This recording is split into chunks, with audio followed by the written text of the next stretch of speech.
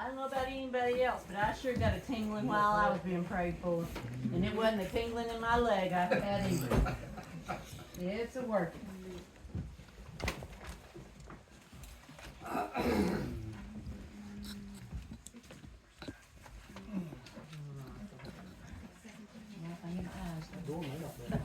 Is 6 and 17, Brenda? 17, I believe.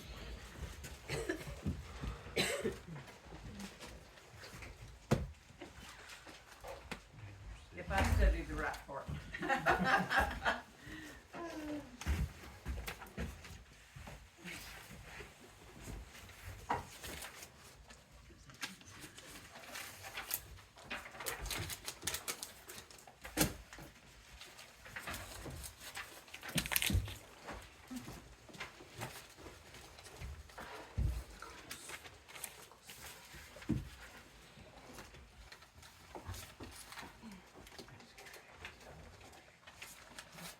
Did you bring the right books this week?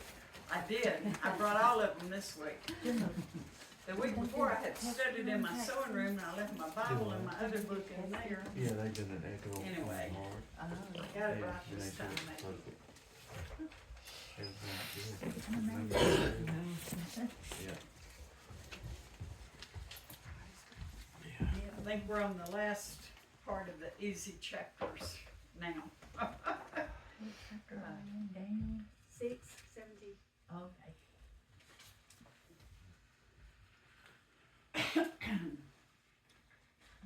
All right, verse 17. You're gonna take over his job.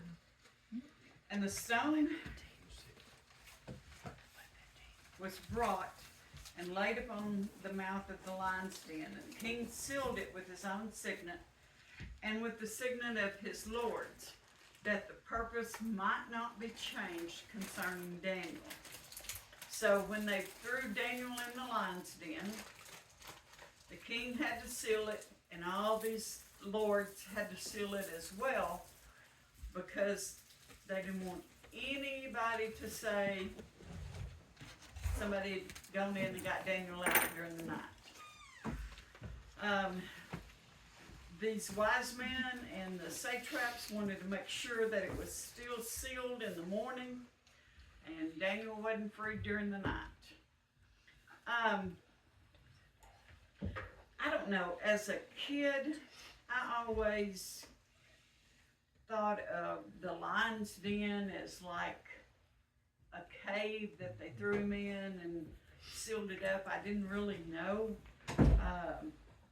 what the lion's den was like. Let's see if I can find this here. And y'all may have all known, I just didn't have any idea. And I'm not gonna be able to find it. I thought it was marked.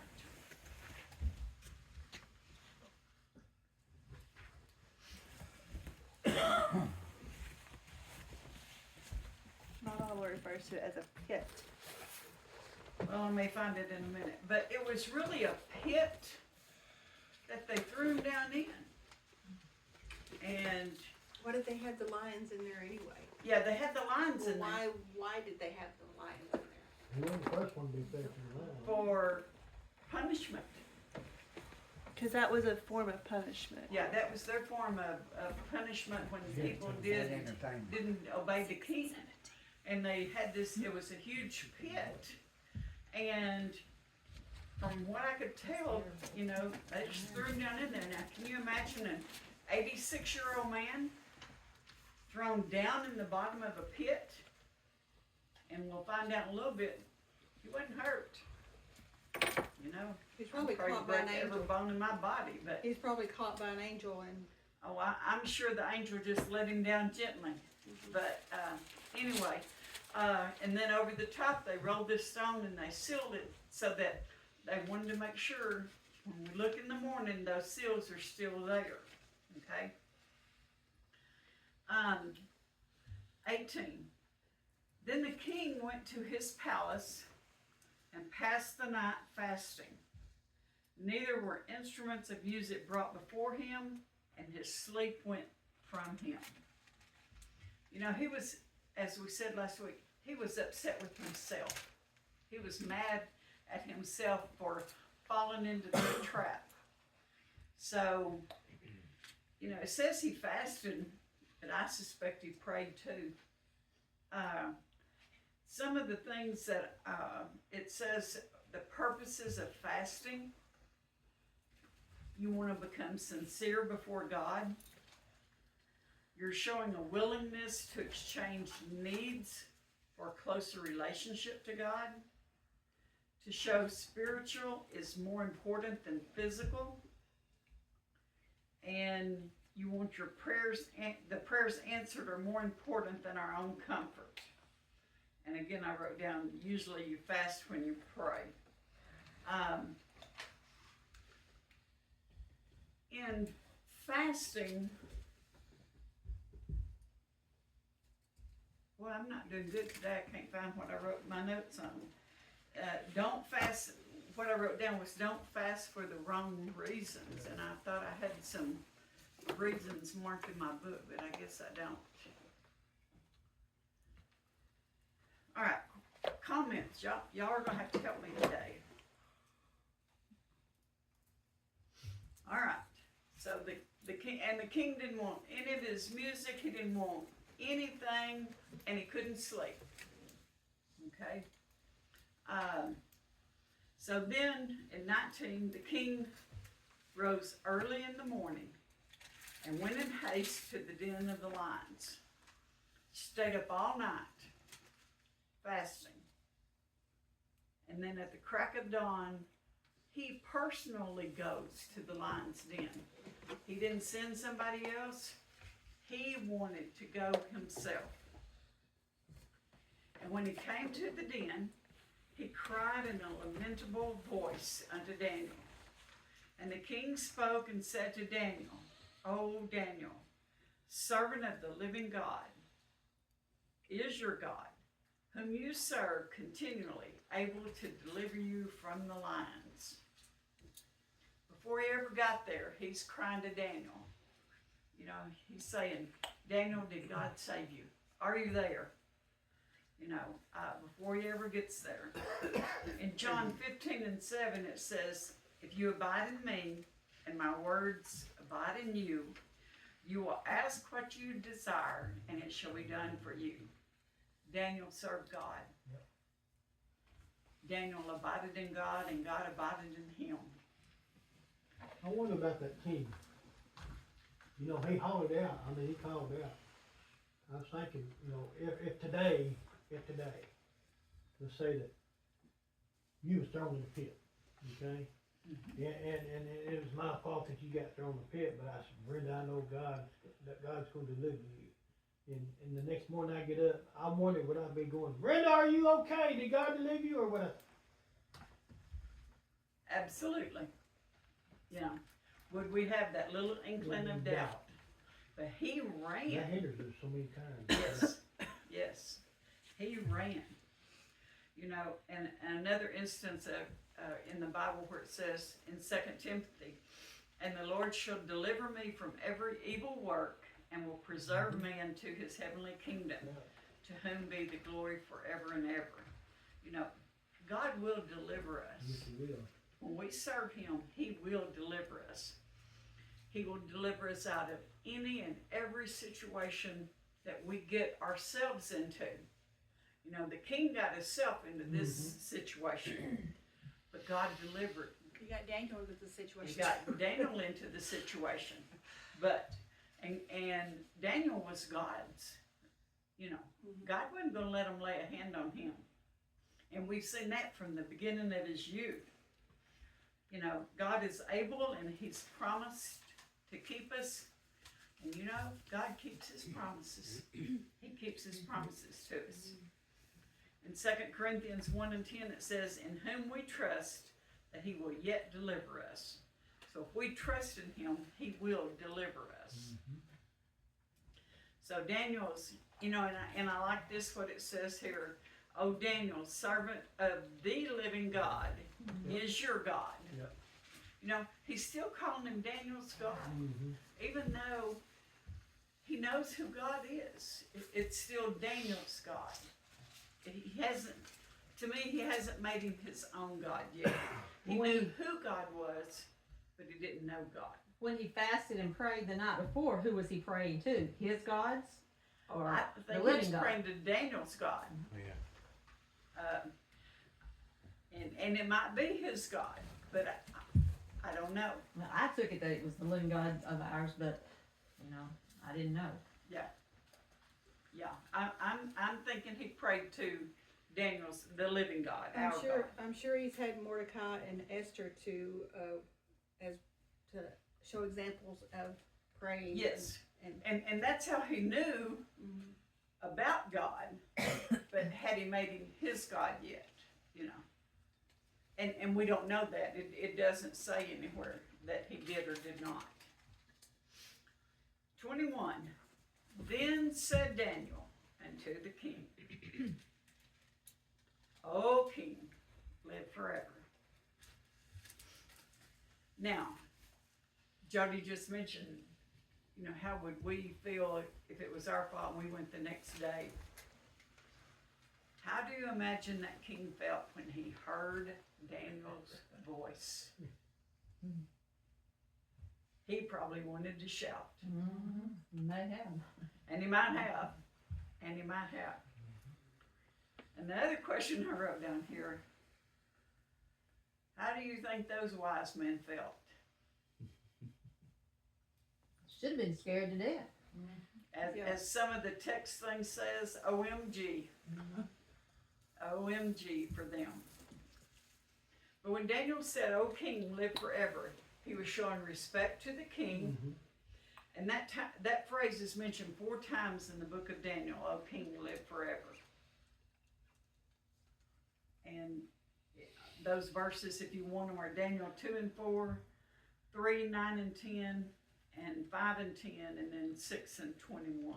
I noticed the word king is in small caps, though. Is the word king isn't capitalized. Oh, yeah, exactly. Yeah, he was speaking to Darius. He wasn't speaking about God, the king. Yes. 22. My God has sent his angel and has shut the lion's mouth, and they have not hurt me, for as much as before him innocency was found. Innocent. Yeah, he was innocent. Was found in me, and also before you, O king, I have done no hurt. So Daniel's telling him, God sent his angel. He shut that lion's mouth. The lion didn't hurt me. God found me innocent before him. And I didn't do you any wrong, king. I haven't done anything to you. So Daniel saw the angel, didn't he? Yes, he did. He did.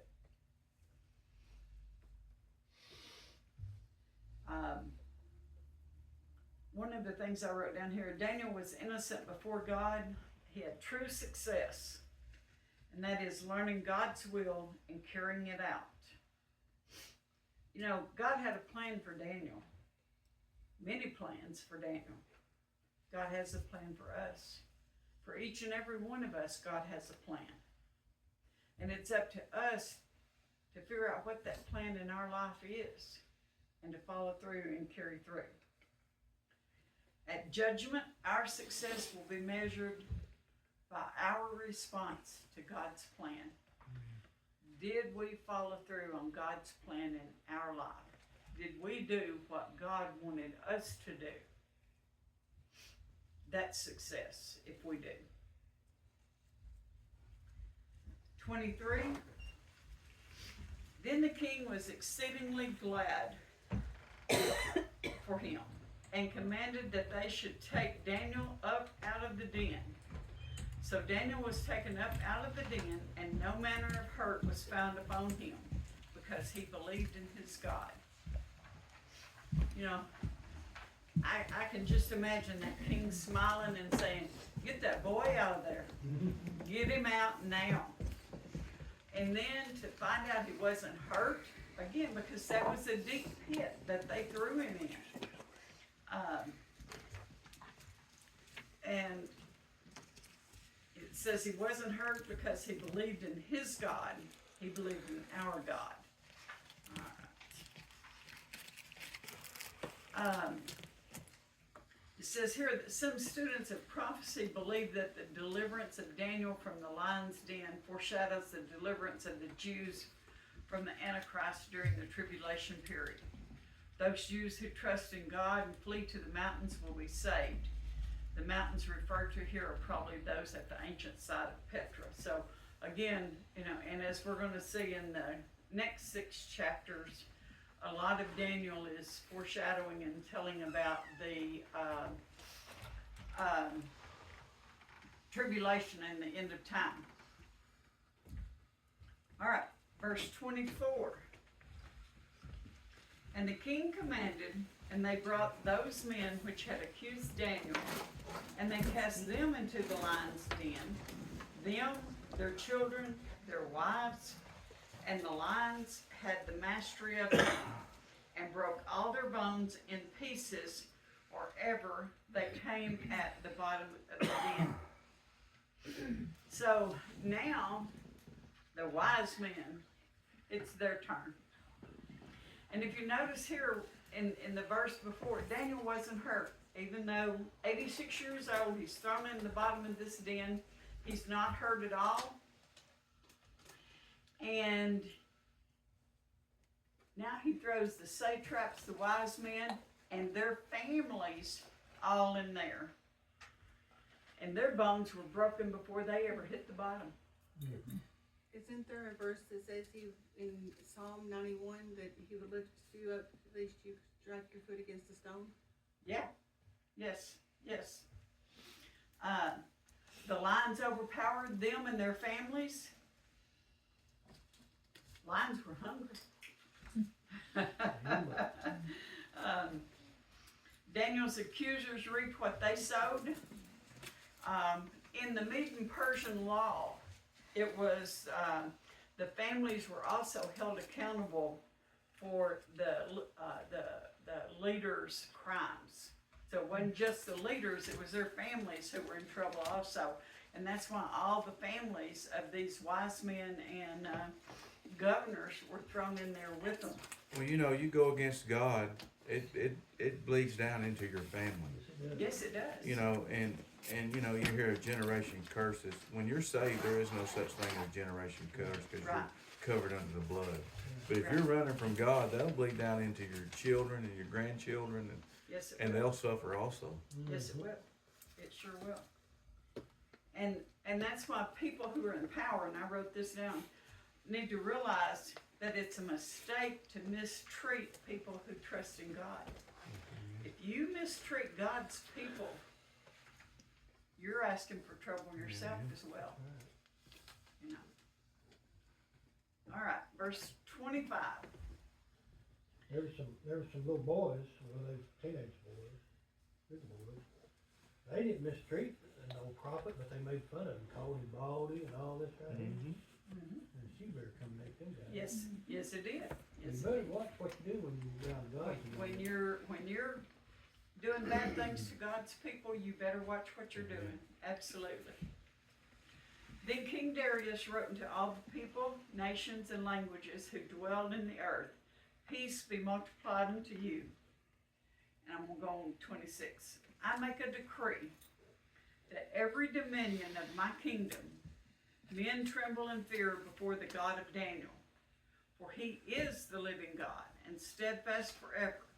And his kingdom that shall not be destroyed, and his dominion shall be even unto the end. So he's making a decree that everywhere you're going to serve Daniel's God.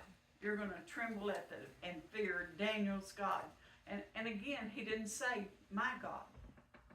He did call him the living God. But again, did he know God? He said he is the living God. He is steadfast. His kingdom won't be destroyed. And his dominion will endure to the end. Is that prophecy from the king? Possibly, because it will endure to the end. 27, he delivers and rescues, and he works signs and wonders in heaven and in earth, who has delivered Daniel from the power of the lions. And if you didn't need any more reasons than the 4 above, that he was the living God, steadfast, his kingdom wouldn't be destroyed, he said, God delivers. God delivers us. He delivered Daniel. He rescues. You know, when we mess up, he rescues us. And he performs signs and wonders. And he still does to this day. And these are even more reasons why this dominion, this kingdom is going to serve Daniel's God. In 28, so this Daniel prospered in the reign of Darius and in the reign of Cyrus the Persian. And if you remember, Cyrus the Persian was Esther's son. And it was Cyrus, again, he was the one who brought down the destruction of the kingdom when the Medes and Persians took over. Esther's son, and he was, you know, he had to have been brought up in training of God with Esther and Mordecai. And it was also Cyrus that gave the decree that any Jew that wanted to go back to the land of Israel could. So, Daniel prospered in the reign of that. All right, that ends 6. We'll start with 7 next week. And let's see if I can find my answers to your questions.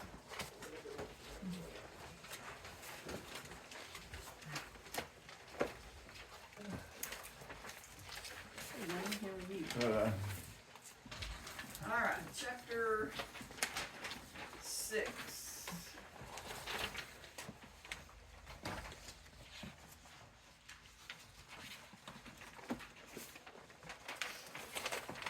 Why did the administrators and satraps object to Daniel being in charge? Jealousy. Because he was a godly man, he was honest. He was an honest official. What is wrong with having a one-world religion? You need the right one. Yeah, you're not worshiping the right God.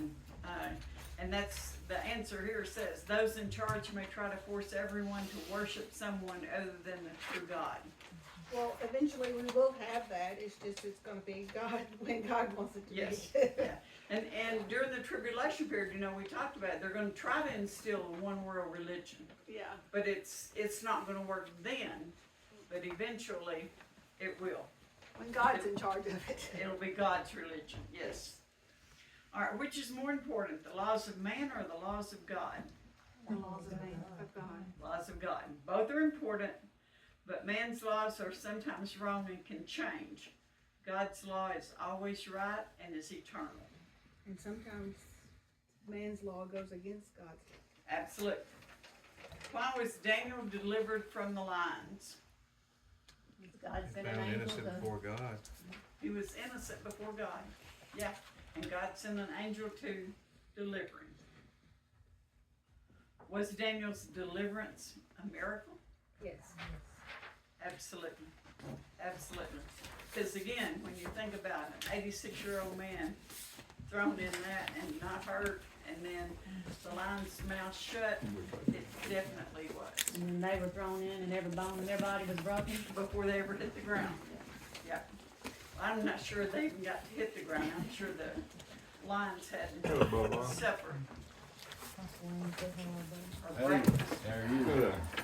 All right, That was a little soft. that's close enough. We'll do